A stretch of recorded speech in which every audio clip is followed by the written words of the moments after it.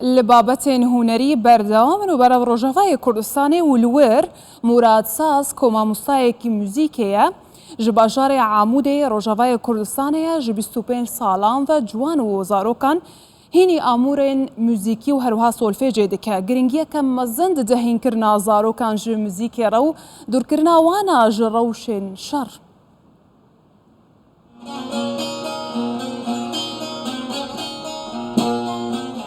Di odeyeke ji axê çêkirî de ku ta bi tîrekên wê bi saz û awazan hatine pêkvegirtin, Murad piraniya rojên xwe derbas dike. Ji 25 salan ve muzîka lawê Amûdê di nava cadeyên jiyana zarokan de dimeşe.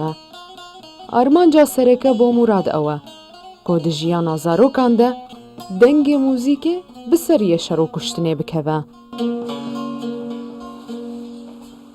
شاوا صدر رجي عقلي وان دغيرين يعني أول شيء دوري ألعاب مع ألعاب درن دوري أخباري أبي التلفزيون درت كفن أبي شر مع شر طبعا موسيقى جي غذاء روح طبعا يعني مخي وان باقجدك Hejmarên mezin ji xelkên bajarê Amûdê bi serpereştiya Murad fêrî amûrên muzîkê yên cuda bûne û hin ji wan jî huner bo wan bûye karê sereke. Niha zêdetir ji 40 zarokî di odeya axî de tevlî wî bûne û hêdî hêdî hênî jenandina muzîkê û gotina stranan dibin.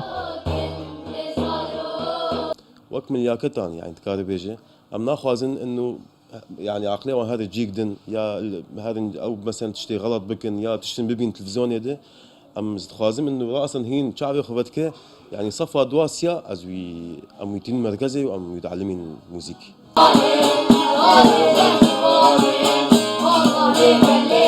Dema ku yek ji derçûyên berdestê wî karê hunerî dike û roj bi roj xwe pêş dixe. Wê demê Murad hest dibe ku nameya xwe bi temamî gihand. Arya Hacî, Kurdistan 24, Amûdê.